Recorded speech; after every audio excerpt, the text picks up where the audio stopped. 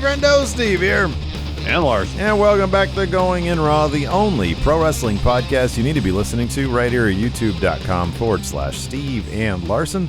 Available wherever podcasts can be found, and of course, taped live at the Twitch, twitch.tv/Steve and Larson. We're going to talk about the NXT Great American Bash in just a few moments. But first, Larson, we might have an update on a former WWE superstar's new name. What's going on? Not just former WWE superstar, but former NXT champion. So Tommy End, of course, formerly known as Aleister Black during his tenure in WWE and NXT, posted a short film on his Instagram today featuring Josiah Williams. And I believe there's a reference to Buddy Murphy in there, too. He's talking about Matthew. And that's Buddy Murphy's shoot name is Matthew Adams. And I feel like there's other, like he's been in this place for 5 years. That's how long he's in WWE. Anyways, I'm sure you could go and pick apart all the little Easter eggs and references. But anyways, at the end of which, it's really well done. It's revealed that he might have a new ring name. Because at the end, they keep on calling him Tom. And at the end, he says, "My name's not Tom, it's Malachi." Oh, wow. And the end credits, it says Tom Budgeon as Tommy End / Malachi Blacks. Malachi Blacks. That could be his new name going forward. This thing looks like $1 million. I'm watching it right now. It's pretty well done. Check out my live reaction to me watching this thing. This is really cool. Oh, yeah, there's Josiah Williams. Look at that. I love this. You know, he seems like, holy crap. Oh, wow, look at that mask. This is great. He rips out some dude's throat. That's fantastic. Seems like a very creative guy. Yes. Hates dirt sheets, but loves to be creative. So that's what I've learned about Tommy End ever since he was released from WWE. He's terrific. I can't wait to see what he does with this. I'm going to watch that short a little bit later. But yeah, that's tons of fun. He's great. Malachi Blacks. That's cool. Anyways, so good for him. I wonder, where do you think he's going to land on? Hopefully AEW. If he lands there, they just let him do this stuff. You know, they let Darby do that stuff. Let him do that stuff. I know. That'd be a lot of fun. That seems to be the perfect place for him, because in AEW, if you have ideas and Tony Khan likes your ideas, he'll just let you do your ideas. It seems like. Hopefully he's watching this. I know Buddy Murphy watches Wrestle Talk. Yes. He confirmed that. Yes, that was great. That was awesome. The product was so bad, I just watched recaps instead. Do we know what interview he was paraphrasing? That's paraphrasing Buddy Murphy's. That's almost verbatim. Do we know who was he being interviewed with at the time? I don't recall. Okay, so there's a clip of him talking about this, and he said, yeah, the Raw was so bad that he would watch. He says, I think it's called Wrestle Talk. They recap it in 5 minutes, and that's what I would watch. So I was like, he probably doesn't want to sit here for an hour while we talk about Raw. Yeah, probably the smart move on his part. Oh, definitely.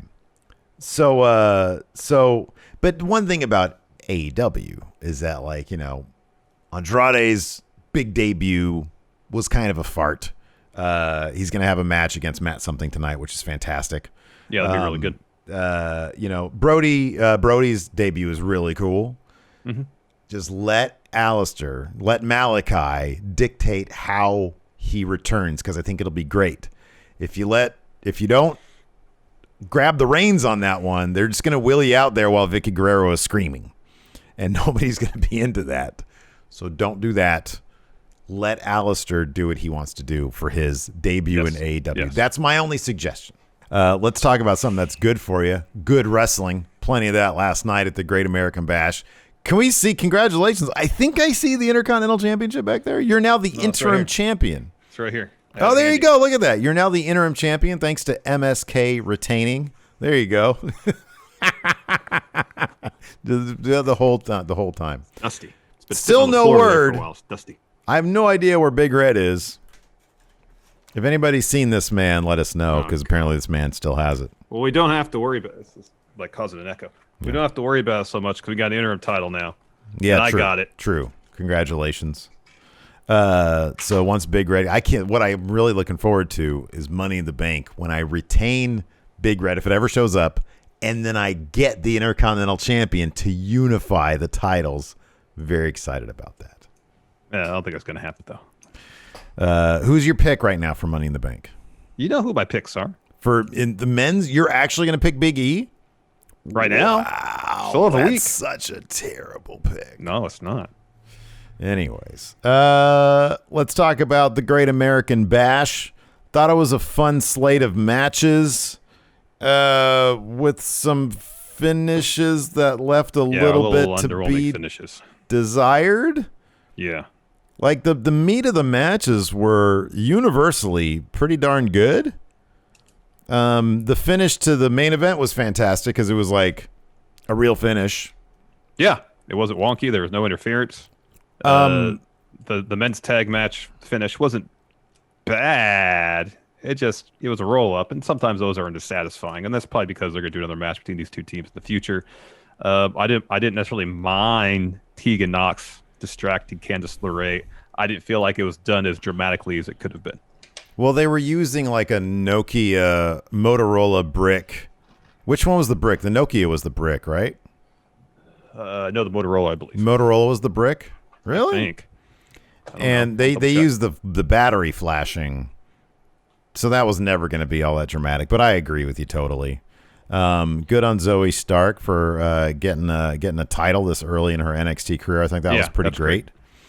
And then we've got a new Butler with Cameron Grimes. We kind of called that as having happened, as pretty obvious.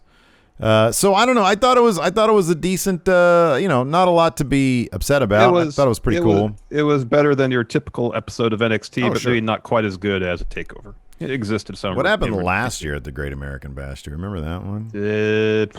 Was it awesome? It was 2 nights. Didn't Keith Lee win the title on night 2?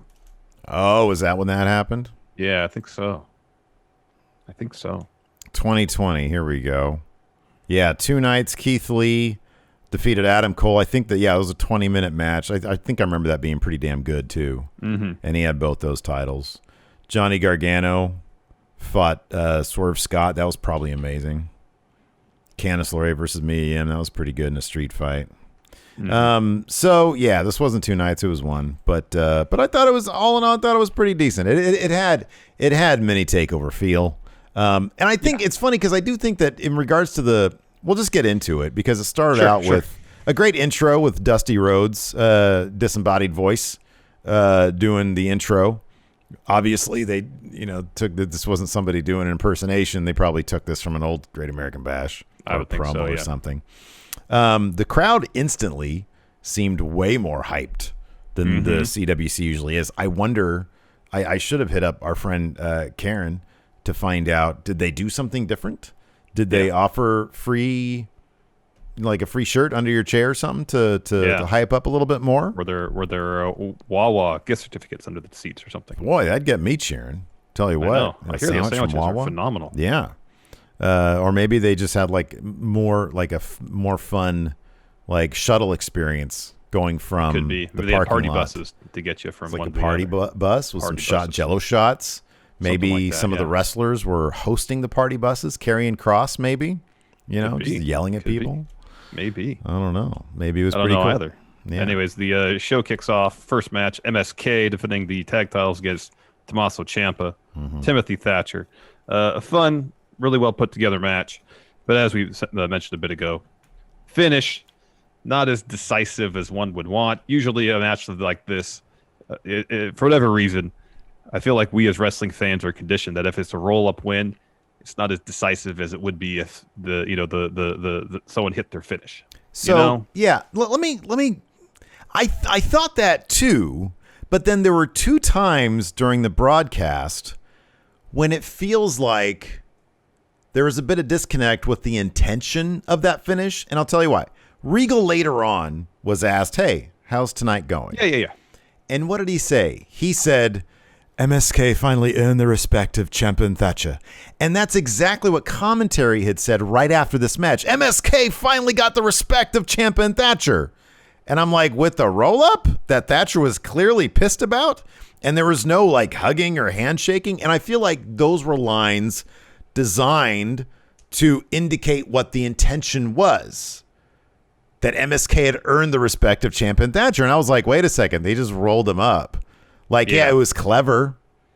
They got the win, but it wasn't like a finish, like a decisive, hey, they hit their finishing move, which which is named as such. We are better than you, yes. Right. So when I saw that, I was like, oh, yeah, this is going to justify a rematch. And maybe whenever it'll I see a roll-up, I assume that that's leading to a rematch. Like maybe a tag team fight pit. That could be kind of cool, you know? Yeah, that could be fun. But, you know, and so will we see that? Maybe. But yeah, I got the feeling from what they were trying to convey after the fact that maybe not. I don't know. Interesting. So yeah, it was a roll up. So yeah, basically, Wesley pinned Thatcher after he almost got tapped out to an ankle lock with an inside cradle. After that, Samoa Joe and William Regal now. It's been 20 years. William Regal comes out, and Regal demands, Karrion Kross, John Gargano, let's have it out, Sonny Jim. So Johnny Gargano comes down to new theme music. What'd you think of this? It's just vocals. I think it's the same music. There's just vocals on it now. Was it always this metally? I think so. Was it? I thought he just came out to the Way theme music, didn't he? Yeah, but the Way had some rocking bit. But it was that, but I think some Okay. guitars and stuff in there. I just noticed the vocals were different. Maybe it's a little harder hitting. I don't know. Yeah. But I heard the was still in there. So I heard a little bit of the Way stuff in there. Yeah, I just thought the DNA, the Way DNA, the theme DNA is still there. Gotcha. So yeah, John comes down first, then Kross, and Regal says things need to be settled. John says, "Oh, I've been antagonizing Kross. Here, let me get this out of the way. You suck." Oof. John says he's been living rent free in Kross's head for weeks, and there's plenty of room there. At Takeover, Kross realized that he's not in Gargano's league, and that's why he tried to hit him with the car, because he knows that with the car because he's terrified of having to face him one-on-one in the ring. I'll say this: Gargano went light on Kross compared to what it just seems like he wanted to say. You know, like it looked like he was bursting at the seams to just run this guy's wrestling skills into the ground. Yeah. And he's giddy to do that. So Regal says, all right, fine. Very well, Sonny Jim. Next week, title match. Gargano versus Kross. And then Kross says, you think I'm afraid of you, Mr. Gargano? I didn't try to run you over with Carr. You were just in the way of Carr. I'm not just bigger than you. I also have stronger convictions. I was like, oh, that's an interesting twist. He says, when I wake up, I think the same three things. Number one, never lose the NXT title. Number two, main event WrestleMania. Those, number one, don't really fit because NXT title isn't defended at WrestleMania. Well, he didn't say they were power ranked, so just continue. Number three, win the WE title. Yes, Larson, you have your hand up. I don't know what he listed there. I wouldn't necessarily describe as convictions. I would say those are goals. Maybe you should have said I have stronger ambitions than you, but convictions, I don't know about that. Sonny Jim.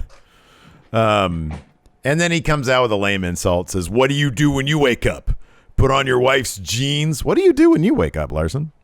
I go and I put on deodorant and I go make myself some coffee. Yeah. And deodorant's first, really? That's interesting. Yeah, I shower before I go to bed. Yeah, okay. And so I get up and I want to stink. Yeah, who does? So I go and go put some eye drops in, deodorant, get dressed, on with my day. When I wake up, I generally reach over for my phone and look at our YouTube numbers. Well, yeah, but I usually do that in bed. When I get up, that means me getting out of bed. Well, I guess I meant waking up. So I get on I try to open my eyes so I can get that sweet LED radiation hitting my eyeballs. Feels so good. Just forcing your pupils to dilate. It burns, Larson. It burns. I put that thing down. Then I get up. I put a shirt on because I usually wear shorts to bed. I put it down after about 45 minutes. Exactly, yeah. My battery's already half drained before I even get out of bed. So at that point, it's 10:30. Yeah. And get up. And I was do I have breakfast or do I just go straight to lunch? Yeah, I get up. First coffee. I ask myself, why does my ankle hurt? What did I do? What did I do while I slept to make my ankle hurt? Because I'm 42 now.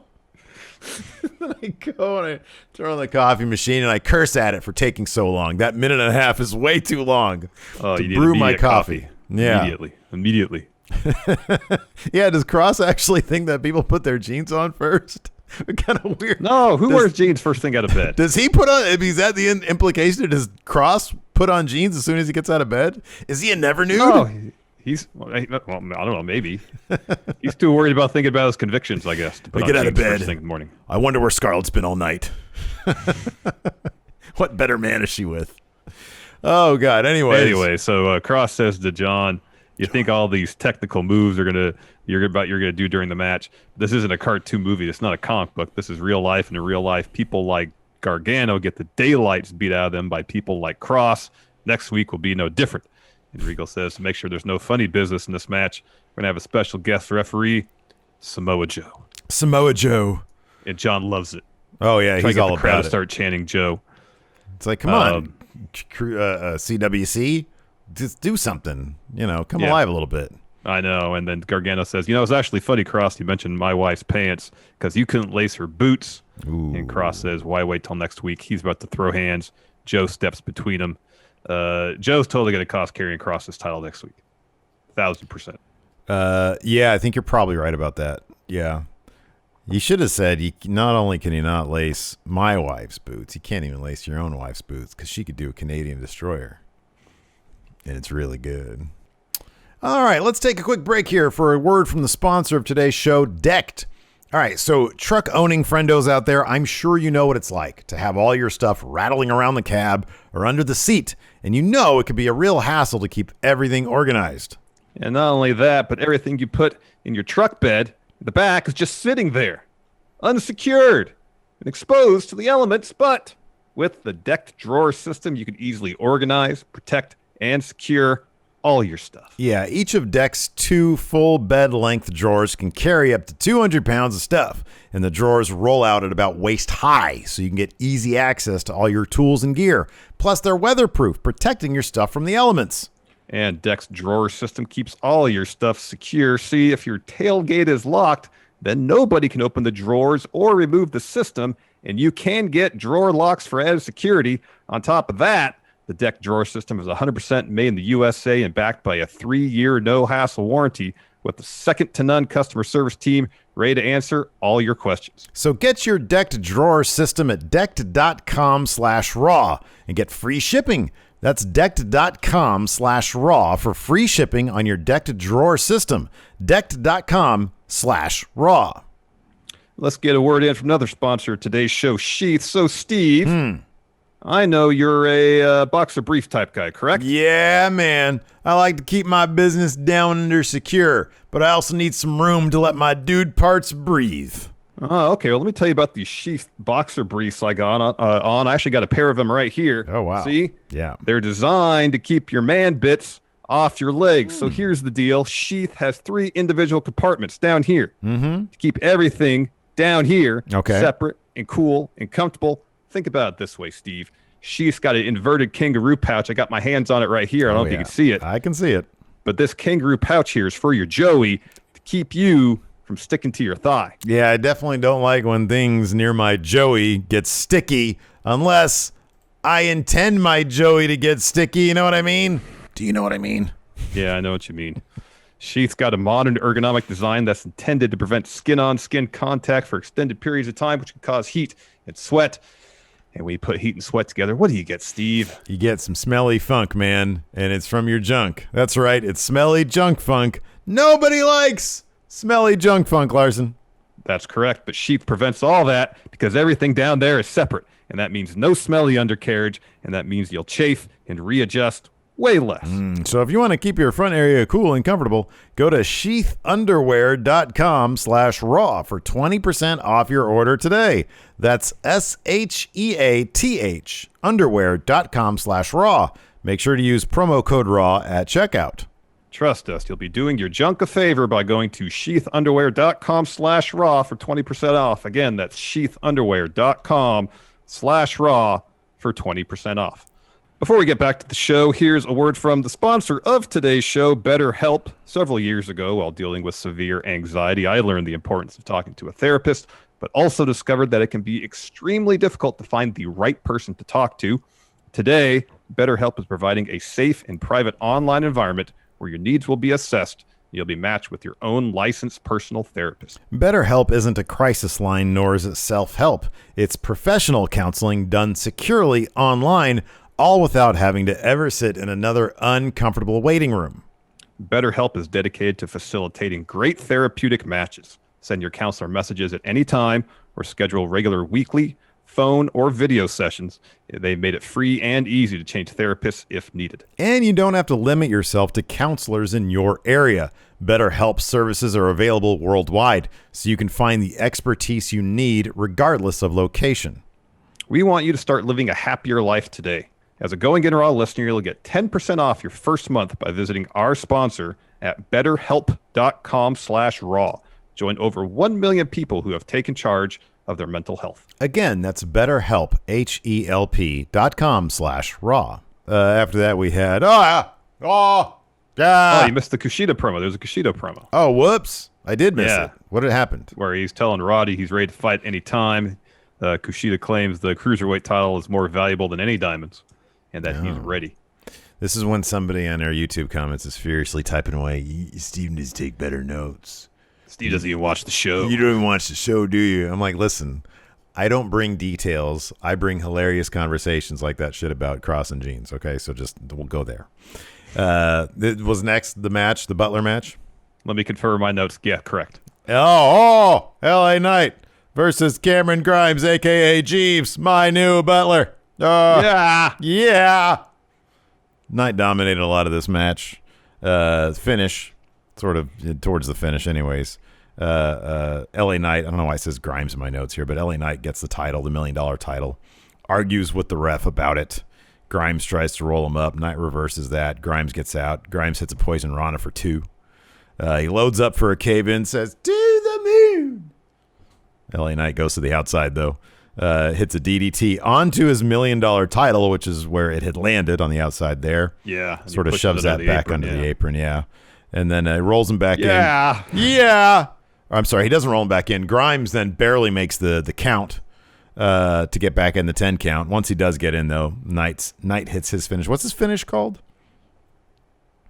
They named it in this match, but I forget what it is. Anyways, he hits his finish for the win. It's not the gravy train anymore, dummy. Yeah. No, that's what it used to be, That's what it used to be. And then on the ramp, Knight was yelling at Grimes all the things he was going to have him start doing right now. Oh, yeah. They're going to clean my dirty, tidy whities. Oh, you look at this little pouch. That's where my Joey goes. You're going to clean that. Yeah. You're going to clean my sheath underwear. Make sure to fart extra aggressively in my sheath underwear. Yeah. Yeah. Yeah, you're going to have to smell them now. Yeah. Holy crap. So the NXT Breakout Tournament, is this next where they announce all these names? No. What? There was the Raquel Gonzalez, Dakota Kai interview. Oh, I did see this, yeah. Where they're asked, who do you got winning the tag titles tonight? And then Dakota Kai says, I got this. And she starts going off on Shotzi, says it wasn't for her. She will be walking out of Great American Bash as a champ. She calls Ember Moon a little bug that won't die. She says if she has to smash her on the way to becoming champ, she will. She also mentions that she put Shotzi on the shelf before. Raquel adds the next time they do that, it'll be for good. For life. So chat confirmed it's called the BFT? That's what it is. What's that stand for? I don't know. Big effing... Don't know. I don't know what it means. I don't know. I'm sure we'll find out eventually. At some point, yes. But next, the field for the Breakout Tournament is revealed. Holy crap. We got the current CZW champion, Joe Gacy. Correct. Got current Evolve champion, although I don't think that's a thing anymore. Josh Briggs. Duke Hudson. You love that name. It's just Brendan Vink. But holy shit. That's a name and a half right there. You know the name I was into? Odyssey Jones. That's a great name. That's a big fella. That's a big dude right there. Of course, Trey Baxter. We've seen him. He's had a match against Kushida, formerly known as Blake Christian. Correct. Carmelo Hayes is in it. He's wrestled Kushida and Adam Cole. Yep. Ikemen Jiro. He's been on 205. Been where's on NXT the jacket? once, I believe. Where's the blazer? Yeah. Andre Chase. I don't know much about Andre Chase. I looked him up, and I could not find anything really about him, to be honest with you. All right. I don't know much about him. But he's in it. Either. I know that he's in it. And the first round begins next week. With Jiro versus Duke Hudson. What do you feel? It's got to be Duke Hudson, right? Yeah, you got to think it's going to be Duke. My finals. Do we know? Do we have the brackets on this? They didn't show. I don't believe they showed the brackets last night. Let me double check. A couple people here thinking in our Twitch chat thinking Odyssey Jones going straight to Maine. I agree, man. He's got a great look, big dude. I'm thinking that the winner of this thing is either going to be, it's going to be the two bigger dudes. It's going to be either Odyssey Jones, and how is it not him with that name? Oh, and I know. Duke Hudson. It's going to be the two names. It's going to be Odyssey Jones and Duke Hudson here in the finals. No bracket as of yet. All right. Well, I'm guaranteeing you, on one side is going to be Odyssey Jones, the other side is going to be Duke Hudson. Watch, they wrestle in the second round. I know, right? Oh man, Joe Gacy out there, the wild card, dark horse candidate maybe for the winner, or at least he's a big dude too. He's like 6 feet. Yeah. Which NXT is big. Well, I think they build him as 6'2", I thought. Oh, do they? Okay, my bad. I thought, because like the first like Trey Baxter, he's a cruiserweight. Hayes, they bill him I think at 190, and then Jiro is under 200 pounds, but everybody else was over 205. Okay, all right. Nice. Then we got the women's tag title bout. Zoe Stark and Io Shirai challenging The Way for those titles. A really fun match. Yep. The finish of this saw Tegan Nox make her return. So the lights come down. That battery thing that they've been teasing for the last few weeks reaches 100. Tegan comes out. No, like, dramatic music. She had a nice looking flannel on, though. Yeah, she looked very comfortable. Yeah. Just there wasn't really anything dramatic about it, you know, which kind of bummed me out because it's kind of, you know, she's been gone for a while. Before she got hurt, she was in the midst of a pretty decent push, and then like the lights come up and she's just standing there, looking really comfortable. Yeah. How would you have booked her return? Like, I would have gone with Mystery Attacker. You know, she's wearing like a ninja type outfit, ski mask. You know, but also the flannel and like a Captain Marvel logo. So like, she's a huge Captain Marvel fan, and so the lights come down and have like a portal open up. Oh, that's good. Yeah. Sort of like when Aleister made his one appearance on SmackDown doing the Dark Father thing. It looked like he entered through a portal. Yeah, that's good. Have her come through a portal type thing, like Doctor Strange opened a portal. Yeah, and she, instead of just standing there so people get a chance to realize who it is, she's sprinting out of that portal and just makes a beeline for Candace. Oh, that's good. I like that. Yeah, something a little more urgency and drama. Okay, yeah. I just feel like there's a lot of drama, a whole lot of urgency. She's just up there like, hey, I'm happy, I'm back. Or you go full on with the comfortable stuff. She's wearing what she's wearing, but except she's wearing like some baggy sweatpants. All right, and she has like a big gulp. Okay. Like she just got off the couch from watching another Captain Marvel marathon session, you know, and she's got like a mustard stain on her shirt, maybe. Okay. Hair's all messed up. She's like, all right, just got out here. I can't do her. Was she Welsh? I think she's Welsh. Yeah, Welsh. She's Welsh. I don't really know how to do that accent. Yeah, I don't really know either. Anyway, so she shows up. Of course, this distracts Candace because I guess Candace, at least kayfabe, they're saying, is the one that hurt her. Well, yeah, right. Caused her to get hurt. Yeah, didn't we see that happen? It was like backstage near the garage thing. Yeah. And she rolled the big case at her. That's right. And so Indy is trying to hit. This is actually pretty good framing. So you have Candace being distracted by Tegan in the background, and then you have Io kind of behind her in the very far background of Indy. She's looking for a springboard dropkick, I would think. Midair, Io kicks her. And then she boots Indy into Candace, so Candace tumbles to the floor. Zoe gets the tag in. She hits her finish on Indy Hartwell to get the win. And then Tegan starts chasing Candace around, hits some ground and pound on her. Eventually, Candace rolls out of the ring. Tegan follows and chases her out of the arena. And then Io and Zoe get a chance to celebrate for a little bit. But it was a fun match. But the finish would have been fine. I just felt like it just needed to be more dramatic. Yeah, just the return specifically should have been a bit more dramatic. I'm with you on that one. I appreciate, too, that they're not treating the titles as so precious that they have to have. I really wish that there'd be more title changes in general these days, you know, just across the board. You know, whatever just leads to better stories is you know, that's how I feel. I maintain, passing the titles around a bit leads to better stories, and so be it. I totally understand the, you know, Kenny Omega belt collector thing. But how fun would it have been if Orange Cassidy won the title in that one match they had with the triple threat with Pac? I mean, it would have blown the roof off the place. It'd been completely unpredictable. And then you get Kenny on a rampage the next Dynamite, and then you just set the match then. Like that's the kind of thing that they used to do in the Attitude Era that really worked. Like not everything back then worked, but like that was the kind of stuff. It's like, holy crap, anything can happen. And I feel like sometimes in both AEW, WWE, New Japan has a really weird way of doing things. I still haven't figured that stuff out. Well, yeah, because sometimes they do that, and you're like, why? You know? Yeah, right? Like, honestly, most of the time. It's like, oh, you're on a Road 2 show, and you change the tag champions again? Why? The Never Six-Man title has like a 50% turnover rate, which is obscenely high. Like, literally every other match, you're going to get a title change. Yeah, exactly. But yeah, I feel like they're too sacred these days. They need to be a little less precious with the title runs. So long as they're prized and people are willing to go to great lengths to try to win them, that's what really makes them valuable. Yeah, exactly. After that match, we had a Toni Storm interview. I thought this was really fun. Like ever since she's turned heel, she's great on the mic. She's great. She's great as a heel, yeah. And then she says, so she's wondering why Raquel is setting her sights on Shotzi when Toni Storm, like a world famous superstar, is right here. I deserve a title match. I know why. Because Raquel knows if she steps in the ring with me, bang, Toni Storm becomes champion. And then she responds to Saray's challenge from last week. She says, yeah, Saray was a huge star in Japan after I left. Saray is not on my level. The answer is no. God damn. After that, we had, this was great. This was so unexpected, like the North American Cypher celebration. Hold on. Did I miss something else?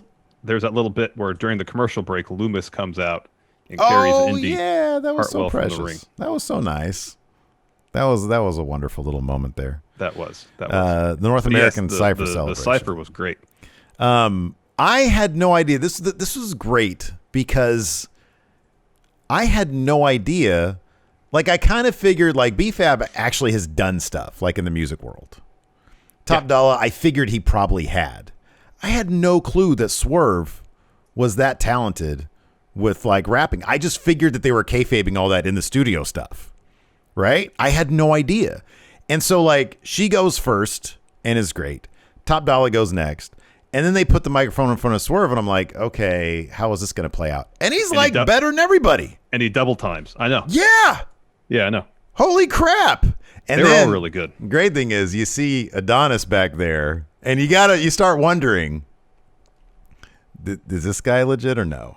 Because he's like, he's on the turntables, and it's like, hey, Adonis, what are you going to do? Can you rap? No, maybe I can look the part, but like, can I just go back and act like I'm doing the turntables? They're like, do you know how to do that? But like, if you just put a laptop there, it kind of looks like I'm doing something. Yeah, exactly. You know, they should have just put him on the spot. Been like, okay, hand the mic to Adonis. And he's like, he does the thing where like you're trying to stall. So you just go, yo. Exactly. Yo, I'm really good at wrestling. Not so much with words. When I try to spit rhymes, I'm just dropping turds. Whoa! Hit row. Hit row. If you don't know, now you know. Oh, man. I thought about that one in the shower. Oh, so it wasn't just a freestyle. Wouldn't that be cool, though? I should have kept kayfabe on that one. Oh, you should have.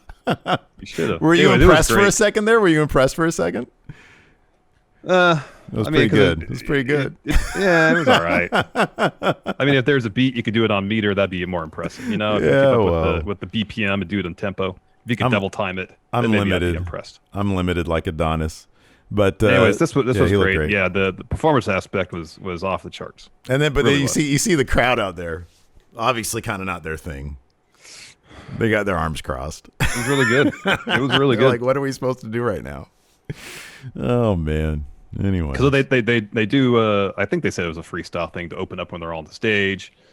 I think at least that's what Top Dollar I think was inferring. Yeah. But it was great. And then they get down to the ring and they do their theme song. Really good. I'm just trying to do something. Says YouTube comments say Steve obviously has a ghostwriter. See, I don't bring details about the show, but I could do my own Cypher. You do your own Cypher. Oh, man. Anyways, after that, we had a Regal and Joe interview. I sort of mentioned this before, and Regal says, they're asked, how have you, what do you think of that Great American Bash so far? And Regal says, oh, it's been a fantastic night so far, Sonny Jim. MSK has earned Thatcher and Ciampa's respect. We have new women's tag champions. The dramatic return of Tegan Knox. Cameron Grimes has a new occupation. And we still have Cole and O'Reilly to go. And I'm looking forward to next week's title match. And then Joe is asked about being the special guest referee for Kross and Gargano. He says, as long as I'm not provoked, everything should be okay. And he is just champing at the bit to be provoked. He wants to be provoked. So yeah, bad. I know. He's going to be provoked. He's going to cost Kross that title. Mm-hmm. 1,000%. 1,000%. Then we get our main event. Kyle O'Reilly versus Adam Cole Bebe. Fun match. Obviously not as violent or as hard-hitting as their previous bout because this one had rules. Quite a bit shorter, too. Yeah, and it was a sanctioned bout. Mm-hmm. So early on, Kyle O'Reilly is going after Adam Cole's arm. His knee a little bit, too, because that's bandaged up. And then Cole's going after Kyle O'Reilly's neck. And later on, his leg. And it's just primarily working body parts. But both of them are really good wrestlers and know the psychology of working body parts. And Adam Cole did a hell of a job from the very beginning of the match, basically acting like his one arm was basically useless. Yeah. Apart from when he actually had to use it to do moves. But, kind of look past that. Right. So towards the end, Kyle O'Reilly's trying to lock on a heel hook. Cole counters with the figure 4. However, Kyle O'Reilly kicks his way free. He does lock on kind of a modified heel hook. Cole gets the ropes. Kyle O'Reilly gets some strikes. A knee, axe kick, forearm. Cole hits an enziguri. Kyle O'Reilly hits a penalty kick, but he does one of the things where he kicks him, but he's running so fast he tumbles to the floor. Miscalculation on Kyle O'Reilly's part because Cole gets on the apron, hits Panama Sunrise to the floor, puts Kyle O'Reilly back in. Kyle O'Reilly gets his foot on the rope. Adam Cole goes for a last shot. O'Reilly trips him up. Cole hits a super kick. O'Reilly responds with that rebound clothesline deal he does. Brain buster. He goes up top, goes for the knee drop, misses. Adam Cole hits the last shot, only gets a 2. Adam Cole goes up top for another Panama Sunrise. Kyle O'Reilly flings him off the top by his arm. Cole responds with a pair of super kicks. Kyle O'Reilly's knee goes for another Panama Sunrise, but Kyle O'Reilly knees Adam Cole in the chest, but with the knee, Cole's been working, so he's selling knee. That allows Cole to hit Panama Sunrise, then a last shot for the win. Yeah. So essentially, Kyle O'Reilly was so overwhelmed or so overtaken with this desire to beat the hell out of Adam Cole, it ended up costing him the match. Yeah. You need to keep his emotions in check. Yeah, it's good stuff. Let's go ahead and answer some questions here. You can ask questions. If you're not able to make the show live, you can still ask us questions on the Patreon at patreon.com/Steve and Larson. For every episode we review, we put up a question thread, unless I forget. Every once in a while that happens. I did not forget in this case. Oh, good. I don't think I did. Did I? No, it's right here. Nice. Look at that. Let's see here. Well, there's a question here from Nikyle in our chat, and I think this is probably the best one, or the one of the more relevant ones. What's next for Cool Kyle? Hopefully he learns that Cool Kyle's not going to get the job done. They should have a rubber match, right? Yeah, they need to. It's 1-1. They'll have a rubber match. Ideally, if they're doing things right, it should be loser leaves NXT. Fight pit. Or fight pit. But it could be both. We've seen that. Loser leaves NXT, yes. Matt Riddle's last match in NXT, wasn't it a fight pit with Thatcher? Mm-hmm. And then he left, I think. Yeah. Yeah, fight pit. I don't know. I mean, who's going to leave? I guess it has to be Adam Cole. Would it? I mean, I feel like NXT's intent on making Kyle O'Reilly a main eventer. I feel like Johnny Gargano has taken that spot. Because there's so many parallels between them now. But Gargano I feel like is in the short term, obviously, yes. But I feel like the long term goal, like I didn't expect them to say, all right, Kyle O'Reilly's going to be main eventer in 3 months, 6 months even. This is a long term thing, I think, for them. When he first debuted the Cool Kyle thing, it was like, when he first got out of Adam Cole's shadow, basically. Mm-hmm. It was like, oh, okay, they're going to make him into the guy that takes the title off Kross. And then he did the Cool Kyle thing. I don't know that they've kind of dropped that. Like he still dresses like he dressed. And maybe there just hasn't been the opportunity to be quirky, as he puts it. I think that's part of it. Yeah. I'm curious to know his next promo or whenever he's out of this thing with Cole, if he goes back to it. But it doesn't connect. Maybe it will with the crowd now that we have a crowd there. They haven't been given an opportunity to respond to it. But I don't know. I don't see it. Like I kind of feel like that direction's not the way to go. And if it's going to be like, a babyface who is a really good wrestler who connects with the crowd, Johnny's already there. I know. Maybe part of it too is that they're building up Gargano to be the guy that Kyle O'Reilly will eventually face and take the title off. That could be, and you don't need to have like a straight up bad guy, good guy situation. No. You just need two people that have enough beef that you care about who wins or loses that match. Should really just go down to the cruiserweight scene.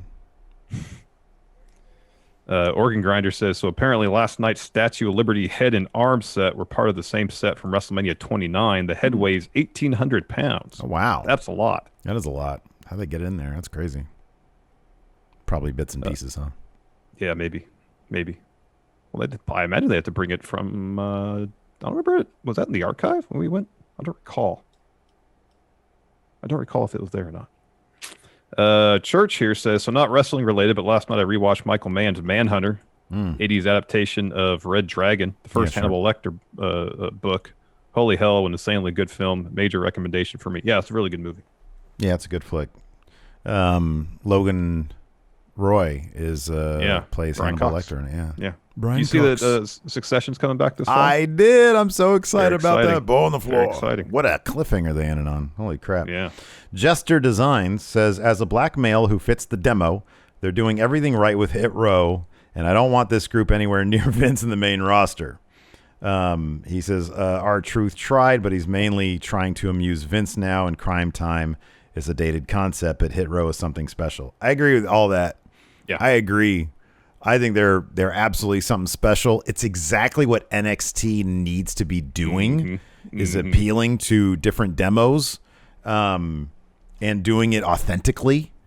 And yeah, they need to stay in NXT. I had no idea Swerve was that talented. I mean, Adam Cole, I know he put him over big time in that interview he did with Sean Ross Sapp. But man, yeah, to think this is just the beginning. I agree 100%. Hit Row's great. Yeah, they are great. They're phenomenal. Night by Night, you recently did a DNA test that revealed William Regal to be your second cousin. You'd like to get to know him better and perhaps bond a bit as family. What restaurant do you take him to for a get-to-know-you lunch? The Fat Rabbit. It's that pub nearby that I love. Good place. Lacey went there the other night with her friend, and I was insanely jealous. So that's a good answer. Yeah, that's a good answer. The Fat Rabbit. Oh, lovely, Sonny Jim. You know what? I imagine he lives in the Orlando area. I'll treat him to a local delicacy. We'll go to the Wawa. We'll go to the Wawa. That's good. Oh, you'll love that sandwich, Sonny Jim. I hear great things about him, William. I got a package from Amazon. What did I order from Amazon? What a surprise. What a unique surprise. Jorge D, for some reason, Triple H lets you rename one man and one woman NXT wrestler using the Duke Hudson naming method. Who do you rename and what's their new name? Okay. So do you want me get some sheets of paper and rip them and write names on them and rip them up and then pick them at random? Because that's what it seems like. Give me some names so I can find a blank piece of paper here. Clark. Hold on. All right, this will probably hopefully do. No, it's on the other side of here. Yeah, it's fine. So Clark. Bogart. Right. Okay. Eastwood. Jack. McQueen. Okay. Newman. Luke.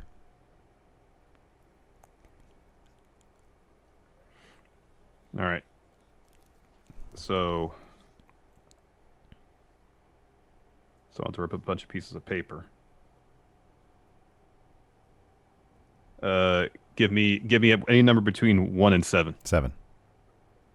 Okay, and give me any number between 1 and 7, not including 7. 3. All right. So Jack Bogart. Oh, that's great. That's great. Jack Bogart. Jack Bogart. That's terrific. There we go. Oh, we're supposed to do a women's wrestler too. Give me a couple other names. Vivian. Good. All right.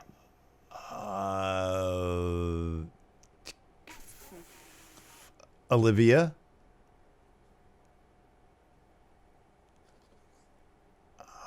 Wild. Good. Well, that's just Olivia Wilde. Yeah, I know, but both good names. Parker. Okay. That's fine. That's okay. fine. Okay. So give me a number between 1 and 4. 3. Okay. And then give me another number between 1 and 7. Just don't do the other ones you did. 6. 3 and 6. Wow, what a great name. Wild McQueen. That's great. Wild McQueen. Oh, that's good. Jack Bogart, Wild McQueen.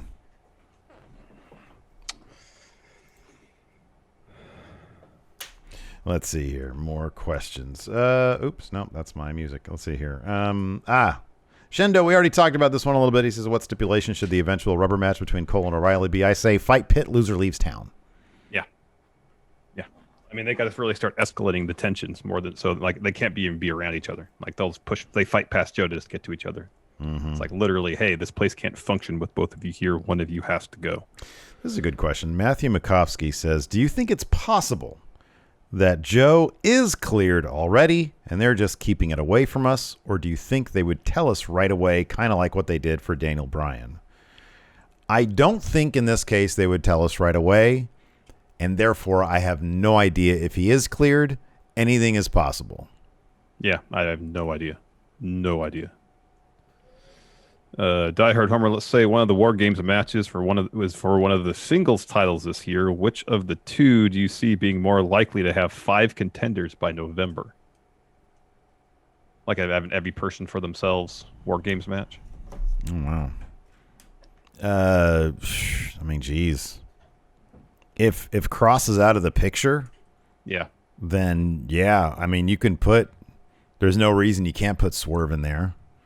You know, and then you got Swerve, Gargano, O'Reilly, Cole. You could even put like Ciampa and Thatcher in there, you know, depending on what their status is. By that point, they might be feuding, you know. Right, they might be feuding again, too. I don't know what they're going to do next. I mean, assuming it's not MSK, but you're probably right. It's probably going to be MSK still.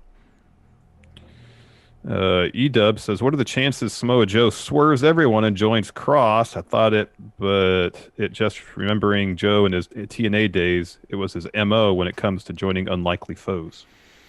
I mean, I guess that's a possibility, but I kind of don't think it'd be weird.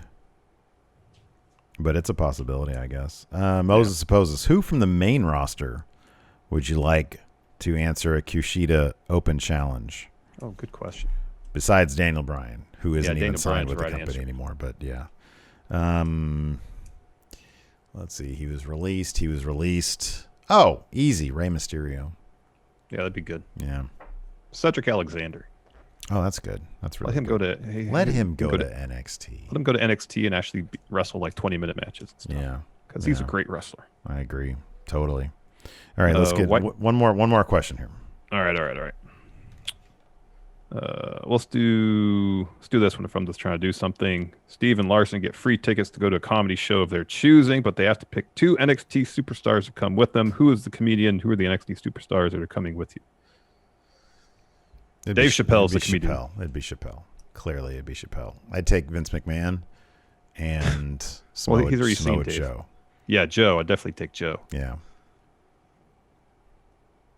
Then it'd be Joe and Adam Cole. Yeah, that's good. That's good. We'll do one more here. What you're about to say his name, White Brownie. Yeah, the White Brownie. Yeah, this is a good question too. Yeah. Should NXT consider touring the state of Florida for their shows, like in small arenas, to make NXT feel like a big show? I think that they should do a couple months at the CWC and then go out on the road for a couple months. Mm-hmm. And yeah, sure, Florida, whatever. You know, small arenas like maybe 1,500, 3,000, seaters. Real hot crowd. I think that'd be great. Yeah.